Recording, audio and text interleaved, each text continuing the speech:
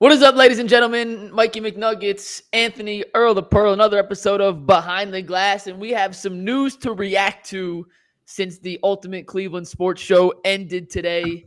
We're going to jump right into it because this is actually some, I don't want to call it monumental news, but news that actually matters for Browns and Browns fans. And that is Jeff Driskel will be the starting quarterback on Sunday when the Browns head to Cincinnati to take on the Bengals. The Bengals are 0-5 in AFC North play this season. Jeff Driskel looking to become the fifth quarterback to win a game this season for Kevin Stefanski and the Cleveland Browns. PJ Walker will be his backup. Joe Flacco will not be in uniform. We already had that argument on Tuesday of whether or not the starters and Joe Flacco in particular should play. We'll talk about it more tomorrow. But Earl, we had the debate. Should it be Driskel? Should it be Walker? We know the answer. It is Jeff Driskel. What are your thoughts on Stefanski and the Cleveland Browns offensive staff choosing to go with the newcomer over PJ Walker? I kind of felt like this was going to be the case last Saturday when I got the communication email that he was signed to the active roster and not to the practice squad. That told me that he was the Browns' backup quarterback for the rest of the season going through the playoffs. I think it makes all the sense in the world for him to play here because we know two words all too well in the city of Cleveland this year, and that's injury and IR. In the event that something was to happen to Joe Flacco in the playoffs, you want to see that you got a viable backup quarterback, somebody that can step in and at least be able to do something. You look at PJ Walker, Bull is right. The Browns won kind of in spite of PJ Walker. Man got 6 touchdowns against 16 interceptions in his career.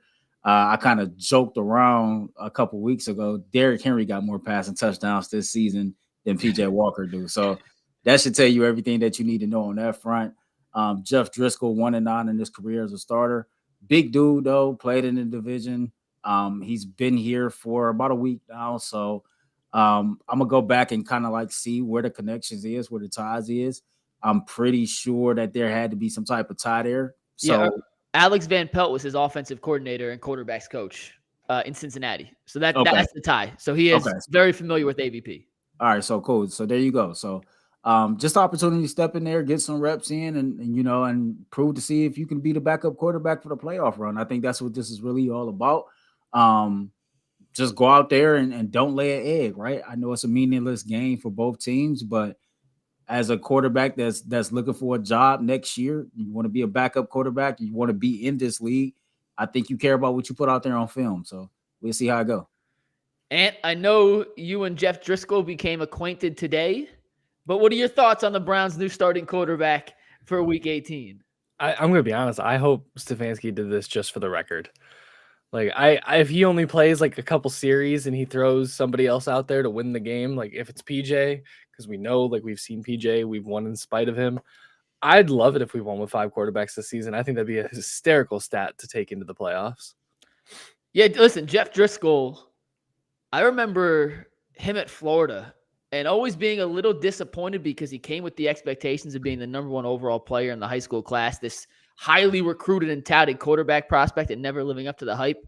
But Earl mentioned the numbers earlier, and I think one thing I've learned this football season, maybe more than anything else, and I'm a bit of a hypocrite because I used to do this and I will never do this anymore, but wins are not a quarterback stat. And you look at the comparison between PJ Walker, who's 6-4 in 10 starts, and Driskel, who's 1-9 in 10 starts, and look at how the quarterbacks actually played. There's no comparison or viability to why Jeff Driskel, who's thrown 14 touchdowns to 11 turnovers, is 1-9 as opposed to PJ Walker, who has 6 touchdowns and 23 turnovers, but has 6 wins. So I don't look into the record as anything that says you should play PJ Walker over Jeff Driskel. You look at the guy who gives you the best chance to win. And I think with the Walker versus Driskel thing, I think we know what we have in PJ Walker. And it's not very good. And Philip, PJ, whatever, thank you for being the quarterback when the Browns beat the 49ers. Thank you for coming in and helping the Browns beat the Colts. But you kind of had your shot. And if you played better, then they wouldn't have brought in Joe Flacco. We wouldn't have seen DTR get back to it. But the reality was they won in spite of him. And now this is an opportunity to see if you can find a guy coming off another practice squad who at least gives you a fighter's chance God forbid something happened to Joe Flacco in the postseason. So I think it's the right move, and I'm kind of with you. Stefanski may be doing this just for the record, and if he is, I am all for it. I 100% support that idea and notion, but I think we all know what we have in PJ Walker, and Jeff Driskel's a bit of an unknown, but the unknown can't be much worse, if worse at all. So I'm all on the Jeff Driskel train this week. Yeah, 100%. I mean, do you think too, because he is that unknown, he thinks it might surprise Cincinnati a little bit more, less film on him from this year? I know he played in Cincinnati, so they probably know what they're getting into, but everybody's seen PJ. We got film on him. People learned how to pick him off real easy. So yeah, PJ Walker's, I mean, listen, there's a reason we call him Philip. I try to be careful, man, because it ain't like I can step out there and do what PJ can do, Not man. a chance. But it just seemed like it seemed real elementary with him out there at quarterback. It didn't seem like a professional offense that was out there being ran. But I mean, we never expected to get down to a situation to where we was dealing with PJ Walker anyway. So none of this is surprising. I mean, as you alluded to, it's been a quarterback carousel all season long. I thought this move right here, seeing the timing that it was made, this told me that Andrew Berry and Kevin Stefanski had a game plan. Yeah. That going into the playoffs, they was not going to go into the playoffs with PJ Walker as Joe Flacco's backup quarterback. And I think as a Cleveland Browns fan, I respect that. Thank you. That's showing me that you really paying attention to the details and that you kind of like crossing all your T's and dotting all your I's before you start this playoff run. And I wonder too, because DTR's on IR, and had DTR not gotten hurt and got placed on IR, then I don't think this move ever happens. But when you look at kind of the ebbs and flows of the Browns quarterback situation this entire season, they've always kind of been one step ahead. And Earl, I'm curious if they waited till this week, because DTR went on IR last week. So in theory, they were down without a true backup last week. And obviously Flacco played, PJ was the backup. But I wonder if Bjorkes coming off his injury status this week and they're able to drop Matt Hawk, who played last week, opens up that extra roster spot. And I wonder if they would have signed Driskel last week to get him another week in this system just in case, but just weren't able to because they didn't have a roster spot for him. And I don't know the answer to that. I'm not sure if anyone asked Stefanski today if that's the case, but maybe this has been a guy they had circled for a week or two and had to wait an extra week just because they simply didn't have a place on the roster for another quarterback when so many other guys were dinged up and their replacements who were actually going to play in said contest against the Jets needed that spot. Yeah, I don't think that's far-fetched at all. I mean, as we learned, if you watched any of the pregame show on Amazon Prime last week, shout out to them. They did a great job, by the way. If you learned anything from that, is that the Cleveland Browns organization kind of kicked the tires down on some things way before they actually happened. They talked about Joe Flacco's name was tossed around in the building weeks before he even got here. And so it wouldn't surprise me if Driskel was another name that was brought up. And like you said, it was something in place. You just couldn't really make a move until a roster spot became available. So it kind of all worked itself out. But, yeah. It'll be interesting to see him play. It's funny because he'll be the fifth starting quarterback for the Browns. I think this is starting quarterback number 37 since 1999. The only difference is this one is uniquely different in his own way. It's not for anything bad. So no.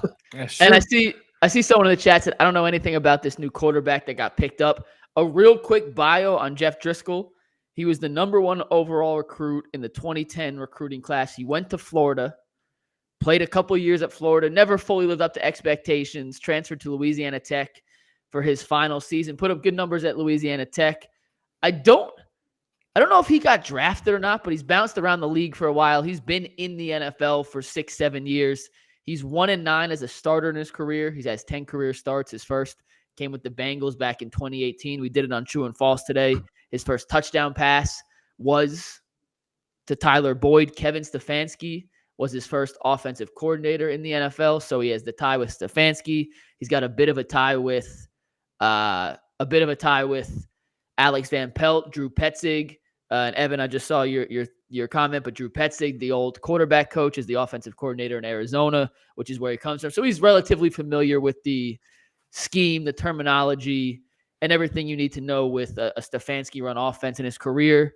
He's thrown 14 touchdowns, 8 interceptions. He's lost 3 fumbles, so he has 14 touchdowns and 11 total turnovers, which isn't great, but when you compare that to PJ Walker, who has 6 total touchdowns and 23 turnovers, that's essentially the bio. He's been a traditional and career second string / backup.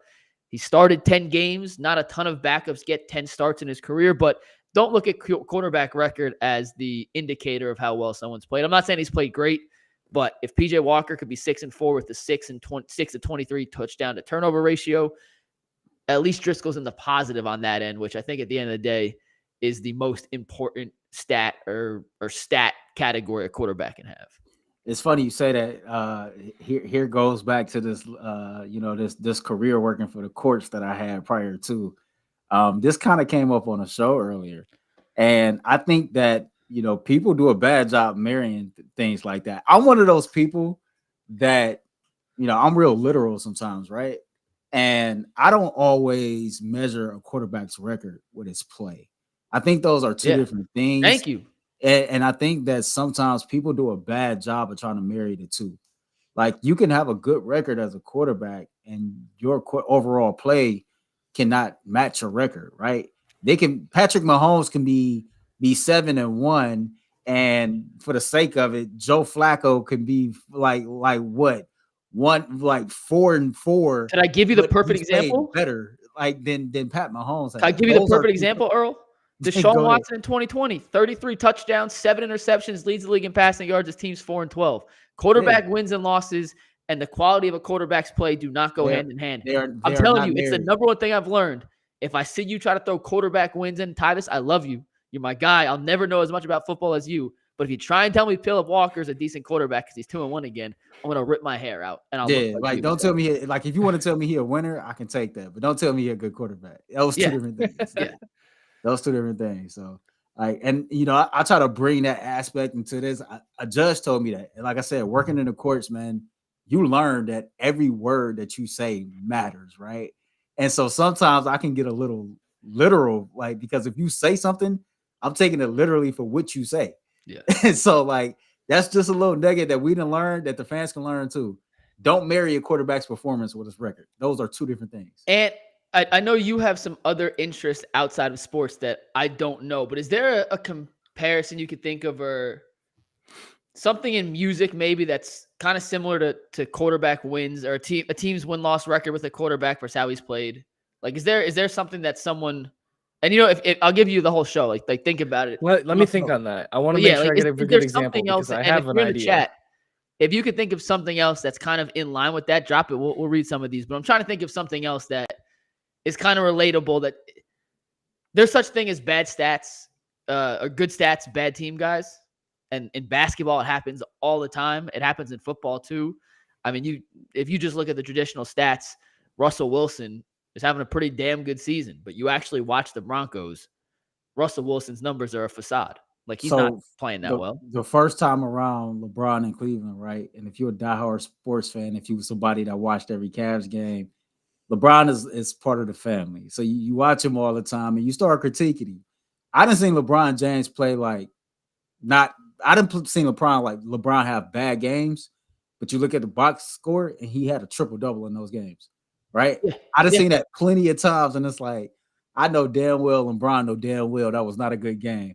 But if you look in the box score, it's going to be boosted up like he had a great game. But if you actually watch LeBron and you know what LeBron is capable of, you'd be like, yeah, I know better than that. Well, it's like LeBron could have 14, 11, and 10, and he'd be like, oh, he played like crap.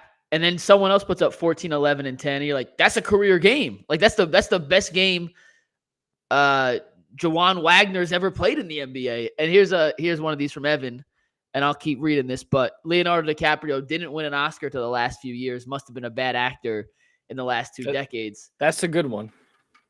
And come on, man. Oh, I mean, I got 2. Oh, what do you got? Right, what do you got? All right. So if you want to think about somebody who's bad, but is looked at better, is Metallica's drummer. Universally is talked about as one of the worst drummers that ever made it professionally, but he's in Metallica. So who it doesn't matter. Fair. He's just wins. Like, and then another one is like if a good game studio posts one bad game, magically they're a bad game studio, or if they're, the exact opposite. It's the same kind of thing. One thing I do want to watch for Driskel, and Earl, I'm fascinated to see how Stefanski plays this week. He's not going to give away any new wrinkles in the offense to put on tape for whoever they end up playing in the first round of the playoffs. Like, that's not going to happen. Mm-hmm. But for a quarterback that he has never fully coached from this standpoint, he was his offensive coordinator in Minnesota, but he never played. So I don't really count that.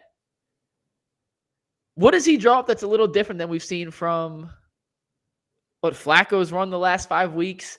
Because that was a little different than what DTR ran, which was a little different than what Philip Walker ran. I just called him Philip Walker. Tyvis is fully infiltrated in my head. Which was a little different than what Deshaun Watson ran, which was a little different than what Jacoby Brissett ran, which was a little different than what Baker Mayfield ran. It goes on and on. He's always had a little, not even a wrinkle, but just a little different flow to the offense based on the quarterback.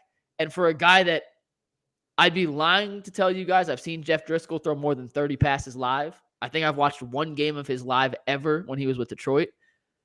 But I'm fascinated and curious to see what a watered-down offense with Stefanski still calling plays without all his top weapons is going to look like on Sunday. I'm fascinated to see what this result, not even the game result, but just what this offense looks like with all these moving parts. Man, if I had a roll of a dice of what it would look like, I think that Driskel and Flacco is kind of similar in build, right?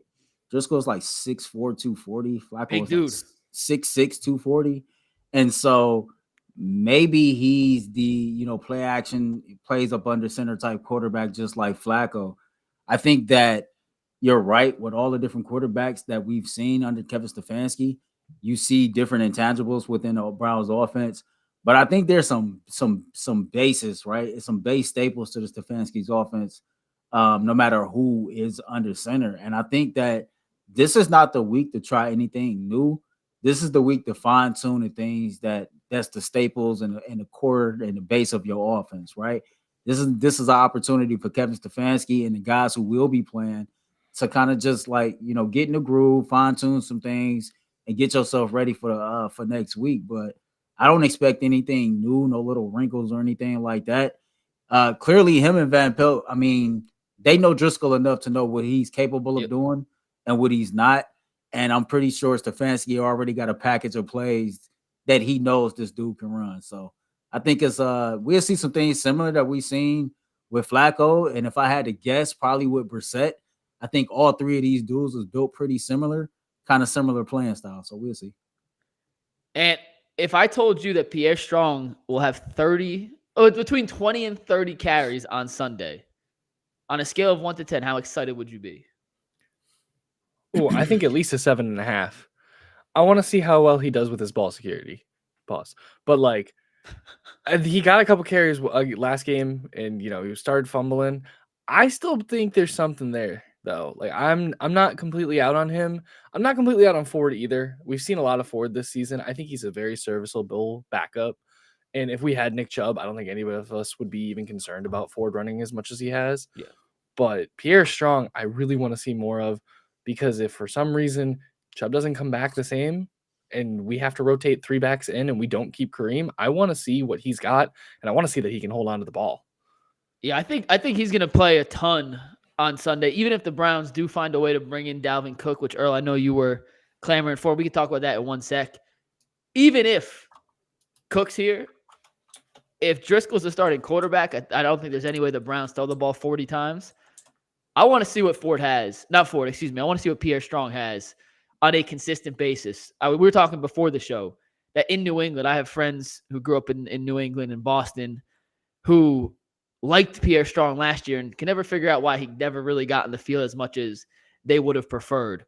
We sit here week after week and we've been like, man, it's time for Pierre Strong to get a couple more carries. We'd love to see what number 20 can do with the ball in his hands. We must be missing something in practice that has limited his actual on-field playing time and the amount of carries he gets. It could be a fumbling issue we're not fully aware about. It could be blocking that we're just not as in tune to. But I do think, given the opportunity, with as explosive as he's shown he can be, he could put up a damn good stat line if he gets 15, 20, 25 carries on Sunday. And I wouldn't be shocked if he is the number one focal point of a Jeff Driskel-led offense against the Bengals. It wouldn't shock me.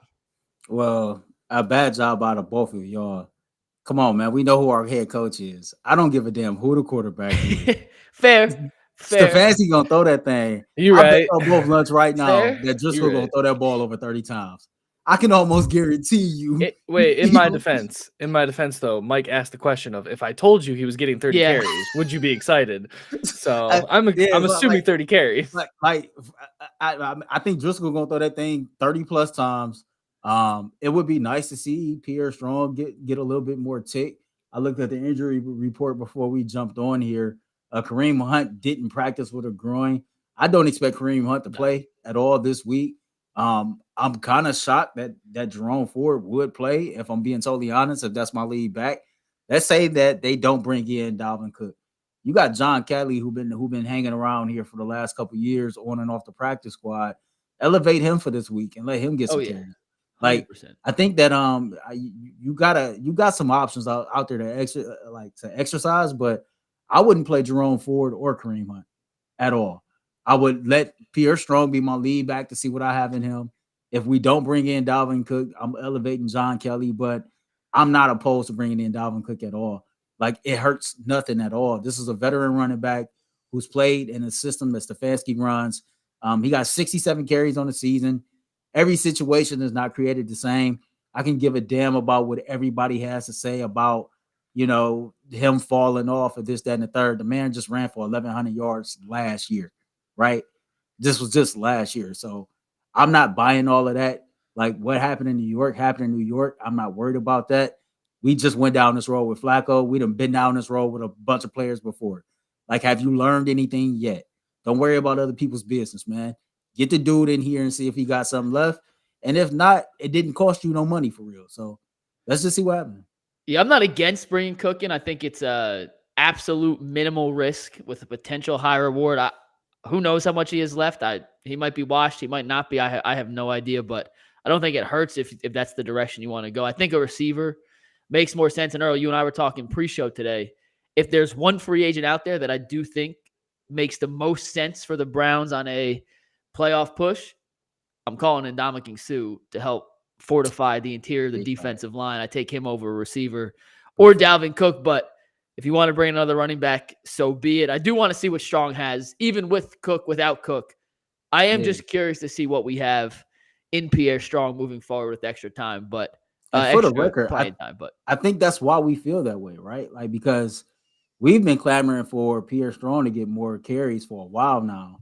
And from the outside looking in, it's like, okay, well, maybe dude ain't got it. Like, maybe, we talked about Bill Belichick training. We talked about he's getting here with Kevin Stefanski, two pretty smart head coaches. And for whatever it is, he can't consistently get on the football field. Yeah. And so if he can't consistently get on the field, then maybe bring in somebody that you're more familiar with. That's the only reason why I threw it out there. I don't think it hurts anything at all. I know somebody in the comments said, please no Dalvin Cook in our locker room. I'm not sure if this person has an inside track on the locker room or how people feel about Dalvin Cook inside of a locker room, or if he talked to players or not. So if he have, then more respect to you. But I would kind of leave this up to Kevin Stefanski.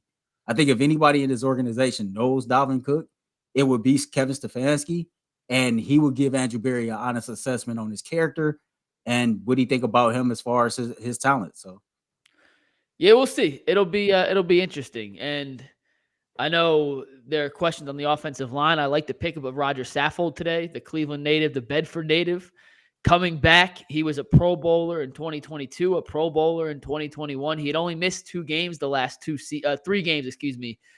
the last 2 seasons. So to see him kind of just fall out of the shuffle of the league was a bit surprising, Earl, because he's a 2-time Pro Bowler the last 2 seasons. He had made a second-team All-Pro in his career. So the Browns are clearly surveying the market to see if there's any veteran help out there they could bring in to help assist and fortify their locker room, their roster, and any positions of weakness as they move forward. I asked you this kind of before we started, Earl, and I'll start with you here because I know what Earl's going to say, but It appears the Bengals will be playing their starters in this game. There's guys like Jamar Chase, who made it a mission to have 100 catches this year. He's 3 away. He said, I'm definitely playing to make sure I get that mark.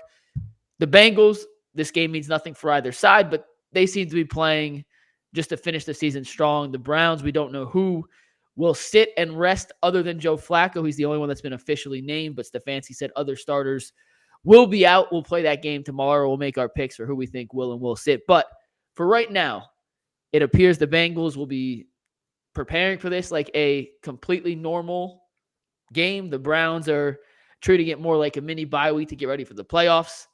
If the result of this game is not favorable for the Browns, I'll call them the backups. I understand they're not all backups, but just for the sake of this, I'll say the backups. If the Bengals starters end up smoking the Browns backups in a game that has no incentives or positives for the Browns,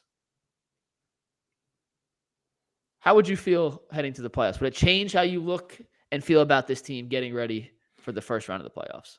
No, I don't care. I understand where you're coming from, Mike, where you want to play everybody and keep that rhythm going. Yeah.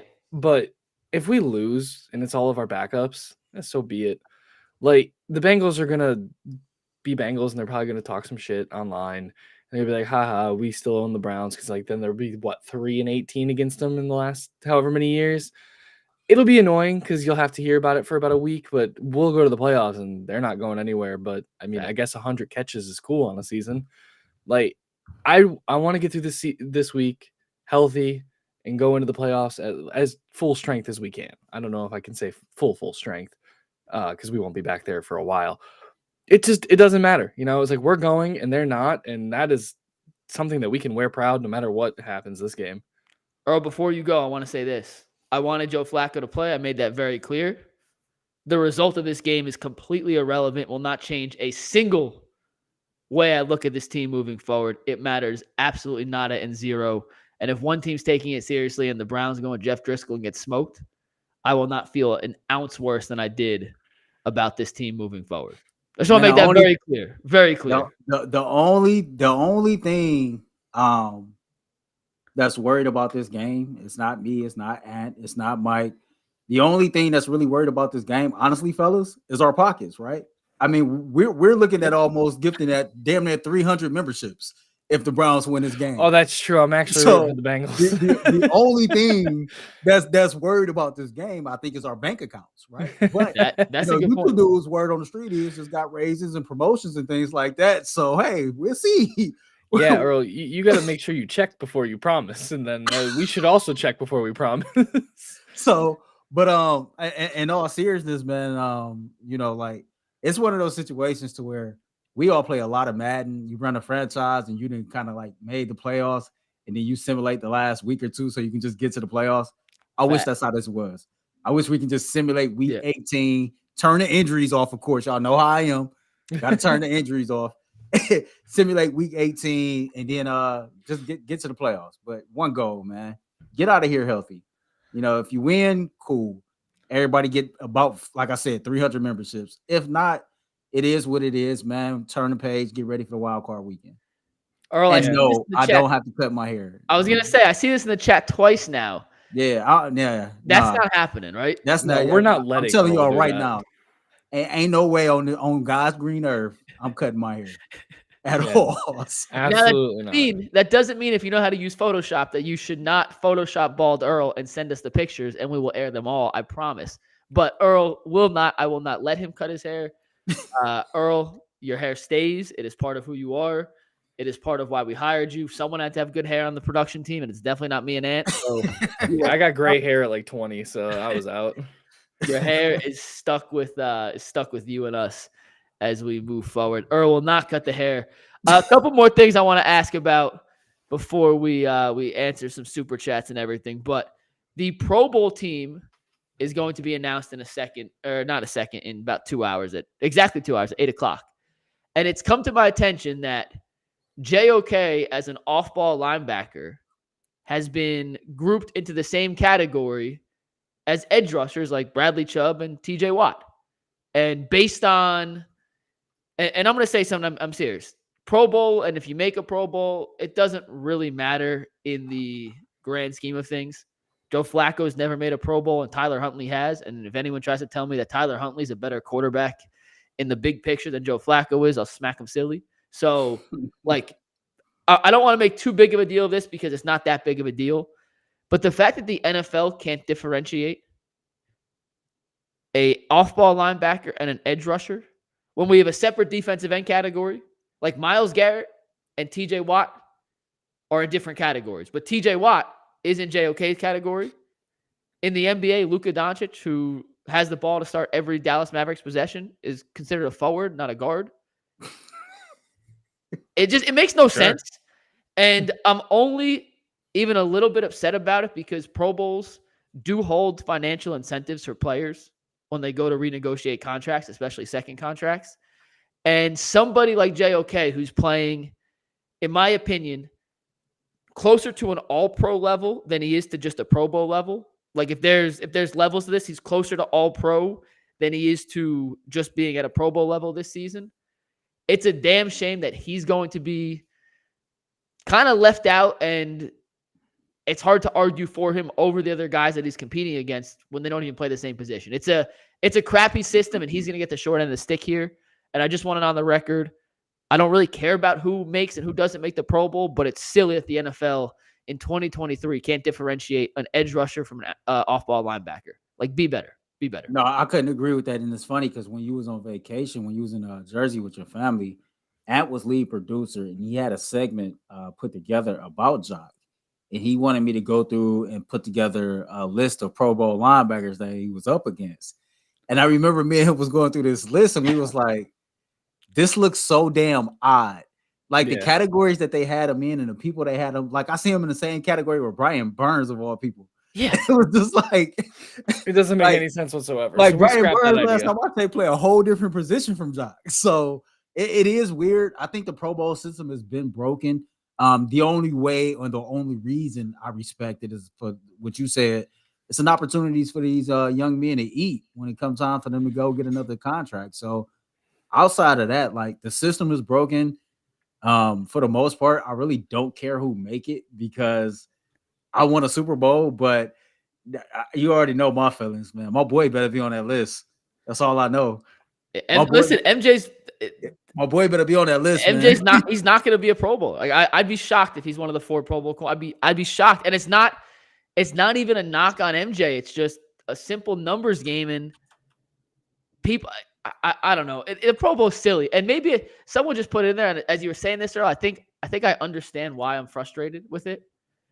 It's kind of like the Emmys in TV, and we're JOK. And like we're not a real TV show, but we're trying to submit something into a category it's not. And like we don't get, and maybe I'm just salty from last year for getting snubbed, but I don't know. JOK and TJ Watt are not the same thing.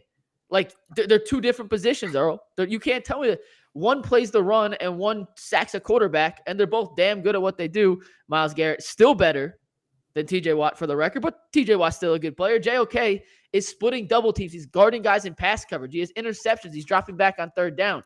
You can't tell me those are the same 2 people or the same 2 players playing the same position. And if you got to vote, let me vote for JOK with other off-ball linebackers, and let me vote for TJ Watt with other pass rushers. It's night and day. It ain't apples and apples. I got distracted. Hey, man, we got some of the best fans in the world. Real quick, hit the like button. I love our chat, man. I'm not gonna repeat this comment. Y'all wild on this chat. Dog. Oh, I know. I see what you're talking about. Yeah. No, we're not gonna answer that question, Earl. Make sure that one doesn't get in. This is why I love the UCSS chat, man. This is why people be like, why you be gifting memberships all the time, man? Because listen, this little community here, 1, they got our back. 2, they show up every day and support us. And 3, they are funny as hell when they want to be. Even though I can't repeat that, y'all got to cut it out. We try to do a show here. Yeah. So I don't know. It sucks. So Earl, we did this for overtime, and I know you dipped out right after, but we all had JOK on the Pro Bowl list. We tried to guess how many Pro Bowlers the Browns would have. Tyvis had 4, but he had JOK. Bull had 5 with JOK. Jay had 5 with JOK. No, Bull had 6. Jay had 5 with JOK. If you want to put JOK on there still, sure, but not who do you think should make the Pro Bowl. How many do you think will actually be on the Pro Bowl roster tonight? when it is announced. MJ, Denzel, Jock, David Njoku, Miles Garrett,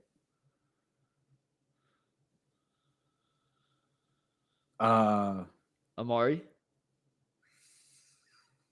No, I'm gonna go Joe Batonio as I'm gonna go 5. I'm gonna go Batonio and Amari as alternates. No alternate. We won't learn the alternates tonight, so no alternates for this. I'm going 5. Just the first. I'm going 5. What do you think? I know, You're missing. don't bet on that.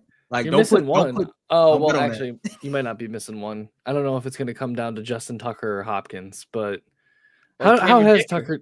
Dicker the kicker is in there too. It's funny.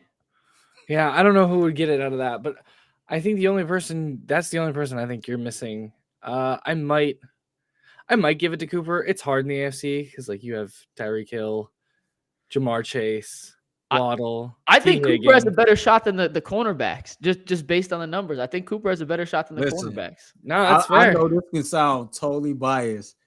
I really don't give a damn who make the Pro Bowl. I just know MJ Emerson better be on that list. Everything else we can talk about another day, bro. Listen, I mean, MJ better be there. we showed that stat during my absolute debacle at Fence Riders, where 3 of our guys are in the top 5 for coverage percentage. They all probably deserve it. I was telling Earl before, and I told the guys in overtime, like, I legitimately think Denzel Ward and Martin Emerson having Pro Bowl seasons. I also think there's like 7 other cornerbacks that just based on the numbers are having Pro Bowl seasons, and 4 are going to get snubbed. And I think if MJ makes it and Denzel make it, I'll be like, fully deserved. And if they don't, I'll have a hard time arguing them over other guys. So it's a war. There's a lot of good DBs in football right now, Earl, and the Browns are lucky to have 3 of the best. Did you hear Al Michaels on the broadcast last Thursday? Mispronounced JOK and David. Oh yeah, well, I'm a bad job of mispronouncing JOK and the Joku's name, but I think he was talking about Garrett Wilson, and he was saying like, you know, MJ Emerson and Garrett Wilson, this is the matchup the Jets want.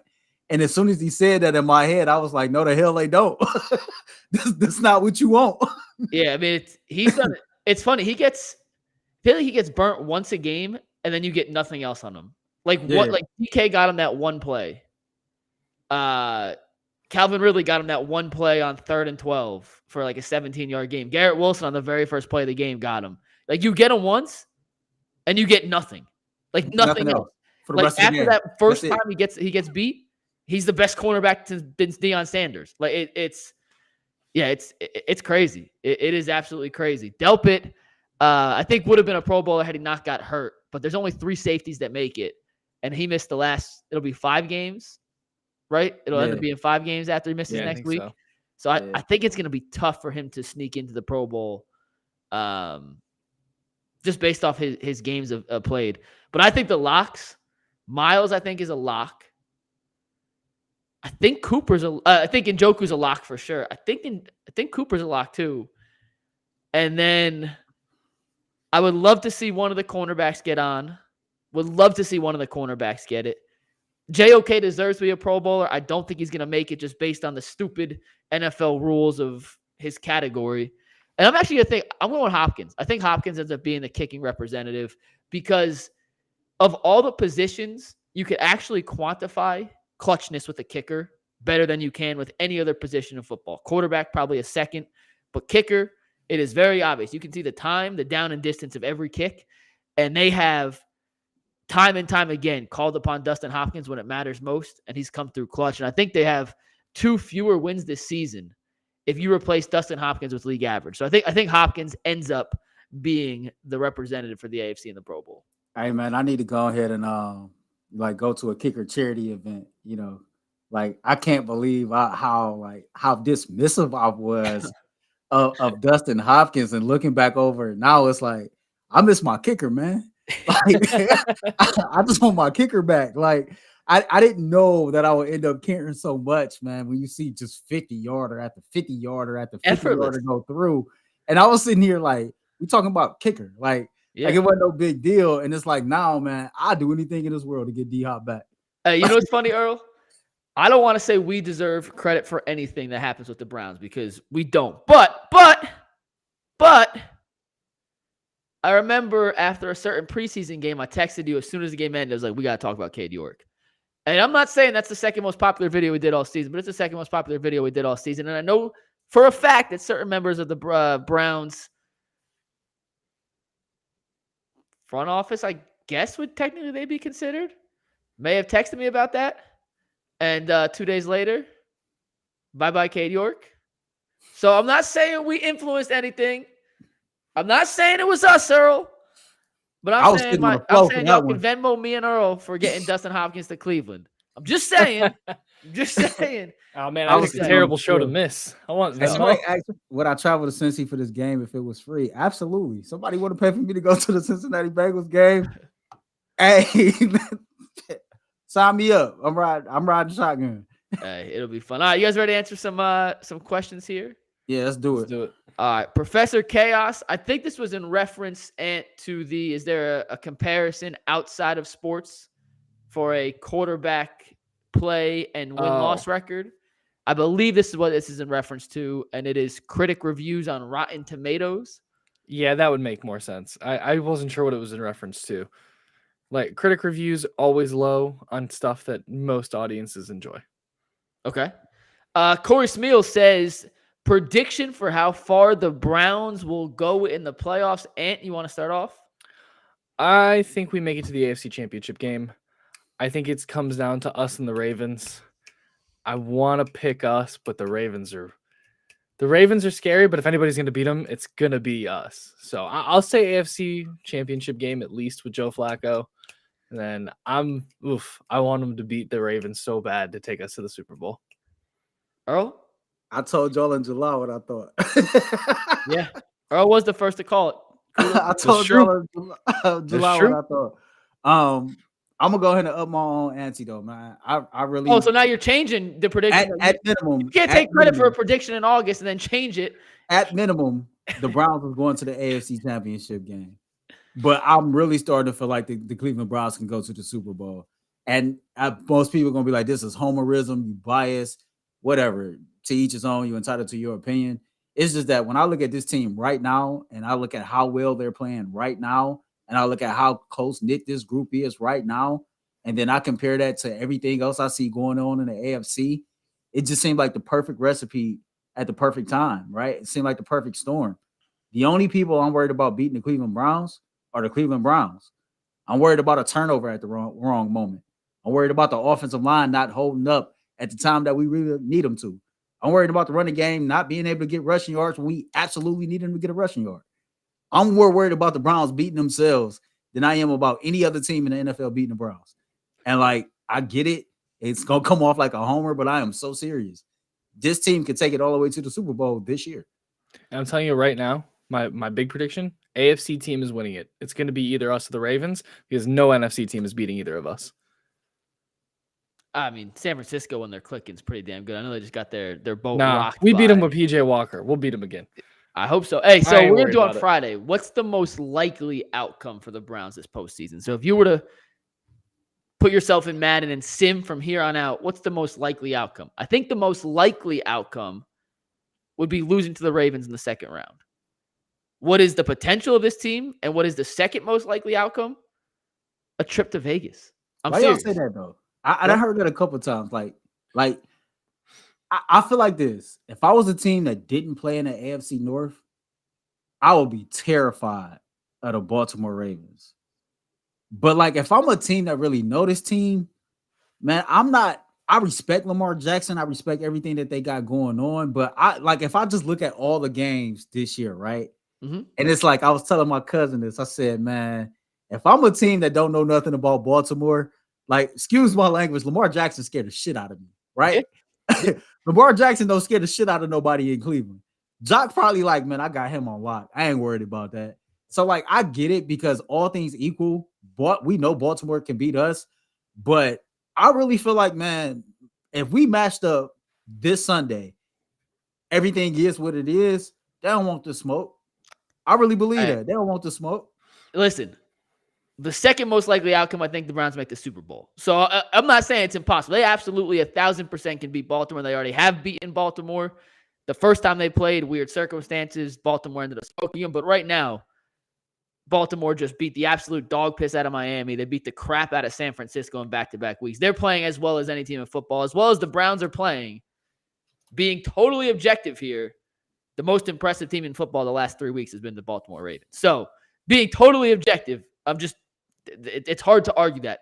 And you can make the case the second most impressive team has been our Cleveland Browns. So we're looking at what could be a second-round playoff matchup, Earl, of 2 of the 3 best teams in football. And you don't usually get that. That's just how the playoff seeding may come up. And we may have a discussion after the season of whether or not the people, whether or not the playoffs and the NFL should look into readjusting their seeding format.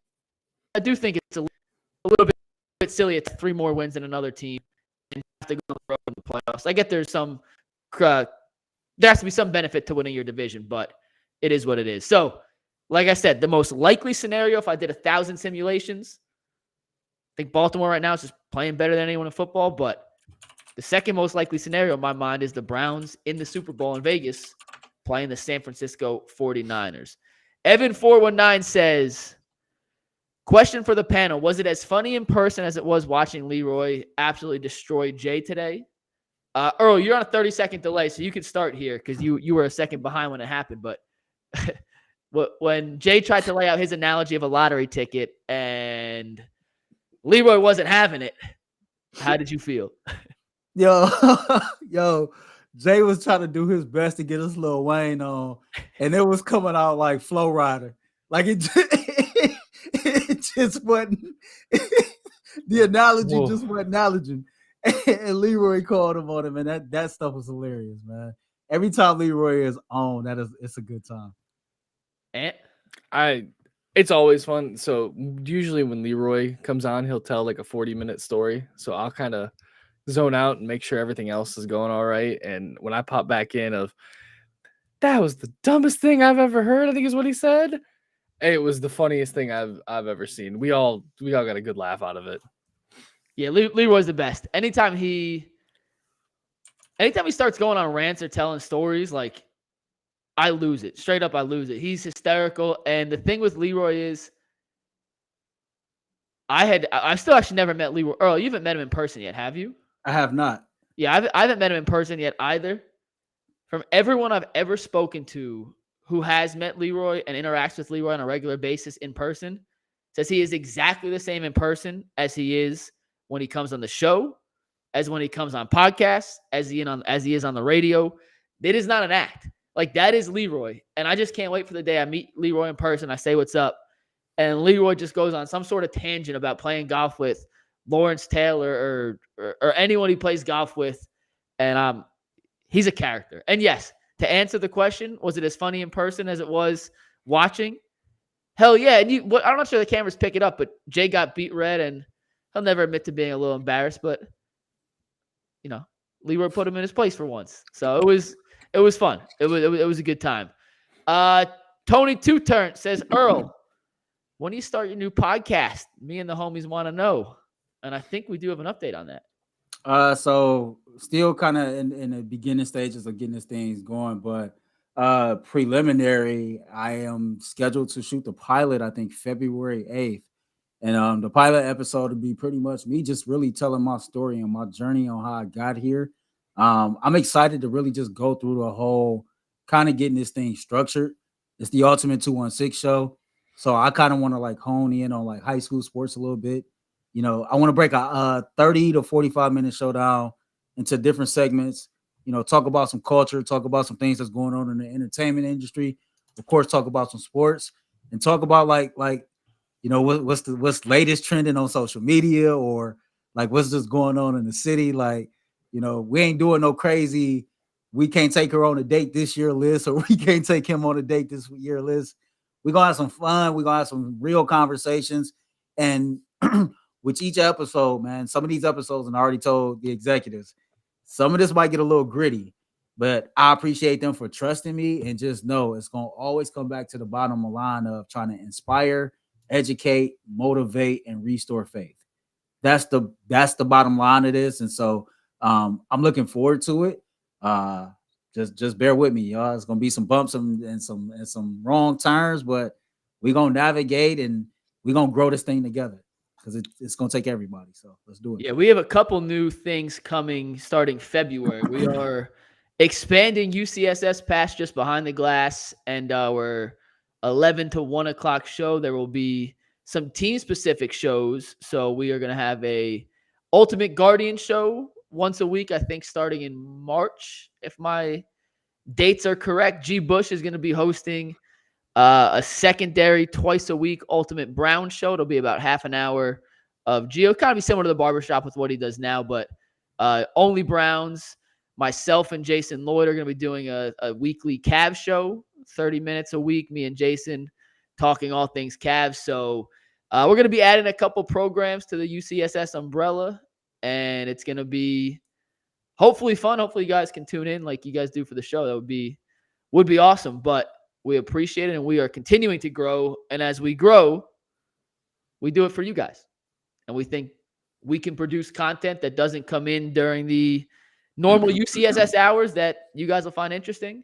Some more team-specific stuff for people who want maybe some other talk that's not as much football. And, Earl will be doing some stuff on culture, life, and sports related. So it'll be a little different, but it should be a lot of fun. I think we got two more here. We will get to Rosemary Baker. Oh, what's up? So like just something like we're going to have some fun with. Like, I don't know about y'all, but it pisses me off that fast food restaurants is no longer fast. So just some conversations that we're going to have, right? Everything is not going to be deep and intense, but keep it real, bro. Think about it. 10 years ago, you pulled up the Wendy's, 15 minutes before the game, you can get you a number 7 and actually get back home, right? But now you sitting there 15 minutes before you get to the speaker to get your order taken. And then when you get there, you got to sit another 10, 20 minutes before them to say, how can I help you? And then it's another 10 minutes before they take your order. And next thing you know, you sitting there, you just got to the first pay window. It's been another 10 minutes. And then it's another 4 minutes. You at the second pay window. Then when they give you your damn food, your damn fries is cold, man. I think they just don't like you. I was going to say, the two Wendy's I have over here in Parma might have its issues, but our Wendy's top notch. And it ain't cheap no more. Look, man, that's true. That's true. How much it costs to feed your family at McDonald's? You might as well go to Morton Steakhouse. No, that's a fact. Because I went to McDonald's a couple of weeks ago after basketball, and I got just the normal, quarter pounder, the meal. It's like $14. Yeah. It's like $7. Like literally double price. Inflation on fake meat has not gone up. Like inflation on Earl, save that. The worst one. The 216 show. I'm gonna get this in real quick because the worst one is Cane's. You could get but that's not. Is that considered fast food technically? It's got a drive-through. It's fast. That's a good point. Don't have a drive-through if you ain't trying to give my man's his food. A 4-piece meal was like $8 before COVID, and now it's like $12 to $13, and it pisses me off. No, that's bad. All right, Rosemary Baker says, "Can you say thank you to my mom for letting me use her phone?" Thank you, Rosemary. Shout out to you for allowing your son or daughter to use your phone. And last one here. So Chris basically said his phone was cracked, but he's so dedicated to us that he used his mom's phone to jump on behind the glass. Shout out Chris. Like that's a real one right there. Shout out to Chris, man. Shout out to Chris. I think this is a different Chris, but Chris Boswell says, McNuggets, I hear you claim this team is your own. If you move and start working in a different city, do you think you'll still root for the Browns? Yes, I can tell you. So I'm not from Texas. I worked in Texas. And I still get pissed off on a daily basis by Texas A&M. So, yes, once you kind of get you can't escape it. Am I as plugged into the A&M Aggies as I already was when I was working there? No. If I move on and work somewhere else, well, I probably know the third-string practice squad left guard of the Browns every day of the season. Like, probably not. But you attach a certain affinity with places. And the Browns winning is great for business. Seriously, I don't think people understand this. The Browns winning is the best thing for UCSS business. There is nothing we can do that is better than a Browns Victory Monday show. And when you get paid based on views, trust me, there is a reason to believe that I am as invested in the Browns as anybody. Let me just say this, and you can follow up. Mike, are you familiar with the show Power? I know that Turtle from Entourage was also in Power. Okay, so in Power, there was a character named Julio. And Julio was a former Toros Locos, right? Mm-hmm. But Ghost had actually bought his freedom. You know why? Because the Toros Locos was kind of like blood in, blood out. And so I'm saying that to say this, like, you here now. You're only leaving Cleveland one way, my man. Hey, I'm not leaving. Listen. I just signed an extension. Like I ain't going anywhere right now. So like, you went Wolf on Wall Street. I'm not fucking leaving. I was just answering the question in the chat. So I'm not leaving. I have no plans on leaving. I just re-signed a lease. So I am very, very happy in Cleveland. It's become a second home for me. UCSS is blood in, blood out. That's all I'm telling you. Yeah. I have no intentions of going anywhere anytime soon. And if the Browns keep winning, it's going to be good for not just lifelong Browns fans, but for new Browns fans that get paid off Browns win. So like, let's go Brownies. Like y'all think I'm kidding, but it's better for the show. It's better for all of us. Like the city's better to live in when they're good. Earl, and you can attest, if you're not living here right now, it is better. And last but not least, it's just more fun. Everyone's in a better mood. Everyone's in a better mood when they win. So yeah, I'll always have a special soft spot, in my heart for the Browns. But I don't plan on leaving anytime Jersey soon. Mike McNuggets. I like that. Just get it, Jersey Mikes. And you should change your segment from 5 things you need to start. Why don't you just call it like five piece of McNuggets or something like that? Because SEO stuff, no one's searching 5 piece of McNuggets. That doesn't work like that. Yeah, until you come up with it, and then it's a search every day. Okay, well then, get me to like 50,000 follows on Twitter and a couple of thousand subs on YouTube, and maybe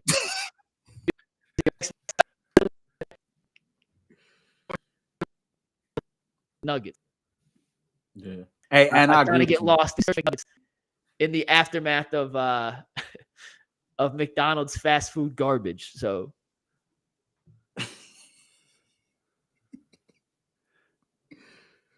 oh man. All right. Well, I think that's gonna do it for us. We went an hour. We weren't supposed to go an hour tonight, but it just do it for you guys. We appreciate y'all. And anything else? No, I think my internet is crapping out because I can barely hear you guys. So, Earl, you can hear me. Good night, everybody. Yeah, I can hear everybody fine. I thought it was Mike. Yeah, it's definitely a me problem. I thought it was a you problem, Mike. It's a me problem. Yeah, that's what I thought. All right. We'll see y'all tomorrow on the Ultimate Cleveland Sports Show. Peace. Hey, shout out to whoever said he must be using the Wi-Fi from his calculator. That's facts. My Wi-Fi